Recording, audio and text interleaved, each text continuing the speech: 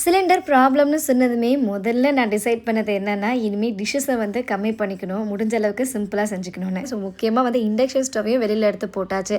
இதுக்கு முன்னாடியும் நான் டீ போட, தண்ணி காய வைக்கலாம் இண்டக்ஷன் ஸ்டவ் யூஸ் பண்ணிட்டு தான் இருந்தேன். பட் கரண்ட் பில் என்னமோ அதிகமா வர மாரி ஃபீல் ஆச்சு. அதனால இண்டக்ஷன் ஸ்டவ் உள்ள தூக்கி போட்டிருந்தேன். ஸோ இப்போ எடுக்க வேண்டிய சிச்சுவேஷன்றதுனால எடுத்தாச்சு. நம்ம வீட்ல இன்னைக்கு என்ன சமையல்னா, நெல்லிக்காய் ரைஸ் அண்ட் சுரக்காய் கூட்டு கூடவே இட்லி, சட்னி தான். நெல்லிக்காய் ஜூஸ் போட்டு குடிக்கலான்னு பார்த்தா, எனக்கு சைனஸ் இருக்கிறதுனால குடிக்க முடியல. ஸோ ஸ்ரீயா அவங்க அப்பா மட்டும் தான் குடிக்கிறாங்க. பட் எல்லாரும் சாப்பிடணும் அப்படின்றதுனால நெல்லிக்காவை வந்து அரைச்சு வதக்கி ரைஸ் பண்ணிடுறேன். ஒரு 2-3 டைம் பண்ணி பார்த்தேன். லிட்டரலாக வந்து மாங்காய் சாதம் மாதிரி தான் இருக்குது. ஸோ நல்லாவும் இருக்குது அப்படின்றதுனால பசங்க சாப்பிட்றாங்க. நிறைய பேர் கேட்குறீங்க, எப்படி சமையல் வேலையும் முடிச்சுட்டு பசங்களையும் ரெடி பண்ணிட்டு ஜாலியாக கிளம்புறீங்க, டயர்ட் ஆகலையா அப்படின்னு. இல்லை, எனக்கு வந்து நான் எனக்குன்னு ஒரு 10 மினிட்ஸ் எடுத்துப்பேன். ஸோ என்னோட மேக்கப் ஐட்டம்ஸ் எல்லாமே போட்டுட்டு முடிஞ்சிச்சுன்னா வீட்லேயே கிளம்புவேன். அப்படி இல்லைன்னா ஆஃபீஸில் போய் கூட மேக்கப் போட்டு காரில் போகும்போதே பிரேக்ஃபாஸ்ட் முடிச்சிருவேன். அப்படியே ட்ரெயினில் ஏறி போகிற வழியில் எடிட்டிங்லாம் பார்த்துட்டு ஆஃபீஸ் போய் ரீச் ஆயிடுவேன். அவ்வளோதான், சிம்பிள்.